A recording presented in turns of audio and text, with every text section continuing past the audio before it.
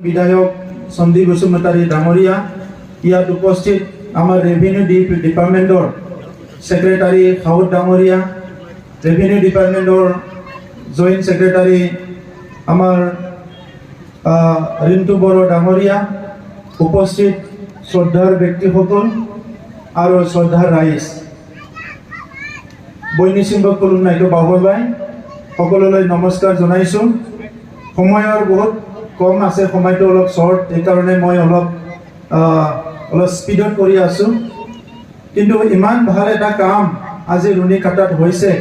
যোৱা বছৰ আমাৰ তামোলপুৰত, আমাৰ ঝালাত, বিভিন্ন অঞ্চলত ড্ৰোন ছাৰ্ভেটো হৈ গ'ল। ড্ৰোন ছাৰ্ভে হোৱাৰ লগে লগে এতিয়া বহুত হাজাৰ ফেমিলিয়ে নিজৰ মাটিৰ পাট্টা পাৰ্মানেণ্টলি উইথ মেপ সহকাৰে পাবলৈ সক্ষম হ'ব। थांनाय बोसोराव तामुलपुराव, नाग्रिजुलियाव, ओरै जोंहा जालायाव गोबां जायगायाव ड्रोन सार्भे खालामनाय जाबाय। बे जायगाफ्राव सिगां बिपिएफनि सरकारा थानाय समाव मोनफ्रोमबो इलेक्शननि सिगां हा रानगोन होननानै बिथांमोना बायदिसिना बानसावो आरो उनाव सरकारखौ दाखांबा हा राना। बेबायदिनो थगाय 17 बोसोर रायजो राजाफोरखौ थगायबोबाय। আগৰ সময়ত বিপিএফে ইলেকশন আহিলে ৰাইজৰ আগত আহি কয় এইবাৰ আমি মাটিৰ পাট্টা দিম, কিন্তু ইলেকশনটো জিকিলে আৰু মাটিৰ পাট্টা দিয়াই বাদ দিয়ক, ৰাইজক কোনো কাৰণতে ফিৰি নাচায়। মাটিৰ পাট্টা দিবলৈ গৈ কি কৰিলে, এই পানবাৰী অঞ্চলত যিটো ৰেভিনিউ অঞ্চল আছিলে সেইটো মানাসক দি দিলে মাটিটো, ৰাইজক বহুত হাৰাশাস্তি কৰিলে। এতিয়া আমাৰ সময়ত প্ৰায় 40,000 ফেমিলি ইতিমধ্যে মাটিৰ সমস্যা সমাধান হ'ল।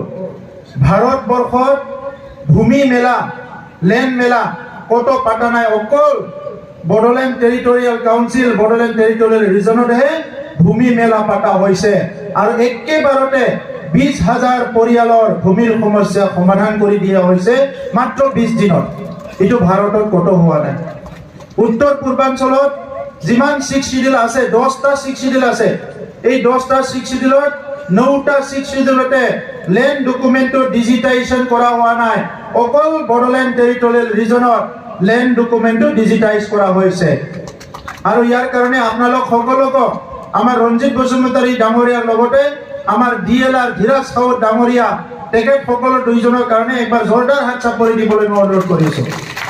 দিনে নিশা তেখেতসকলে কাম কৰি আছে আৰু আজি আমি বহুত স্পীডত ভূমিৰ সমস্যা সমাধান কৰিব পাৰিছোঁ।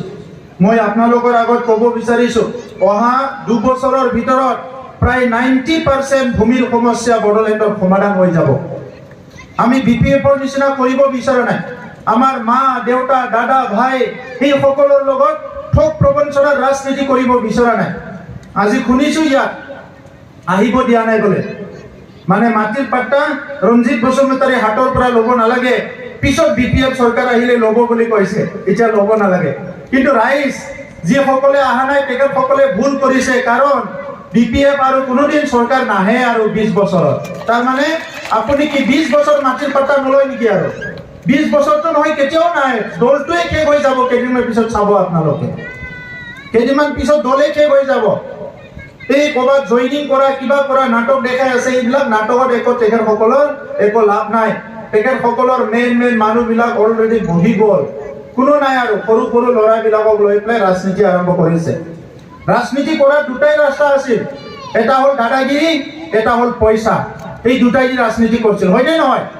এই অঞ্চলবিলাকতো খালি দাদাগিৰি আৰু পইচা। আমি দাদাগিৰি আৰু পইচা ৰাজনীতি কৰিব বিচৰা নাই।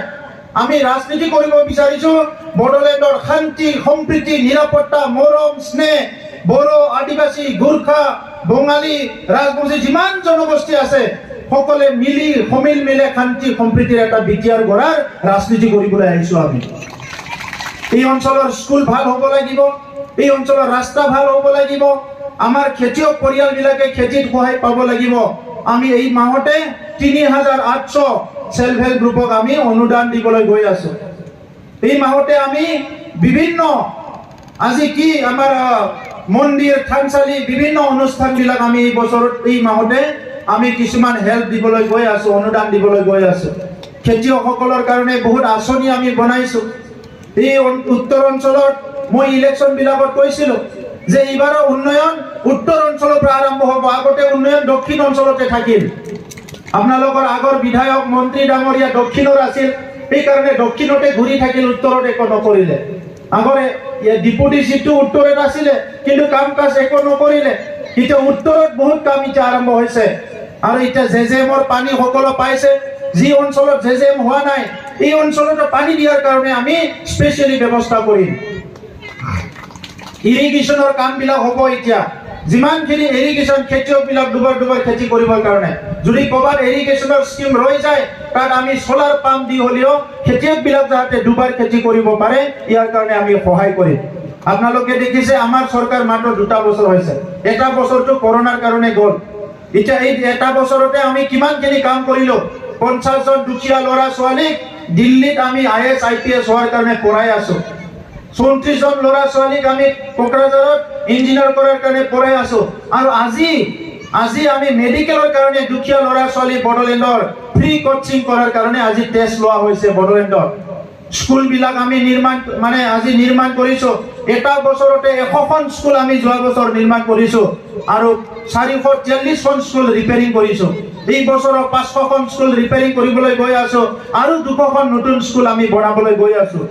আমি বিচাৰিছোঁ 30-40 বছৰত যিমানখিনি আমাৰ মানুহে কষ্ট পালে, এতিয়া সেই ৰাইজক আমি সকাহ দিবলৈ, সহায় কৰিবলৈ আমাৰ চৰকাৰ আহিছে। গতিকে তেখেতসকলৰ নিচিনাকৈ আমি ক'ৰবাত ভয় খুওৱা, বিভিন্ন ৰাজনীতি কৰা, এই মদ ভাং যোৱা বিভিন্ন এই ৰাজনীতিবিলাক কৰিব অহা নাই, আমি ৰাইজক সেৱা কৰিবলৈ আহিছোঁ। সেইকাৰণে শ্ৰদ্ধা ৰাইজ, মই দীঘলীয়া কথা নকওঁ, কাৰণ গৰম হৈছে।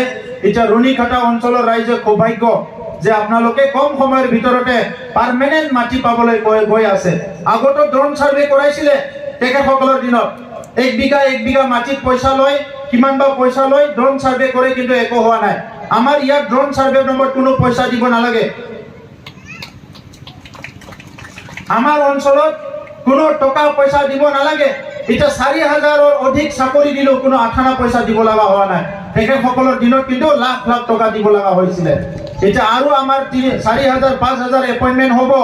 এই সময়তো আমাৰ দুখীয়া ল'ৰা ছোৱালী সকলো ইণ্টাৰভিউ দিলে হ'ল, কোনো আঠানা পইচাও ল'ব নোৱাৰে। আমি সেইটো এনচিয়ৰ কৰিম। সেইকাৰণে ৰাইজ, বহুত কথা পাতিব লগা আছে, আপোনালোকৰ কথাও শুনিব লগা আছে। আমি পুনৰ আহিম, আলোচনা কৰিম।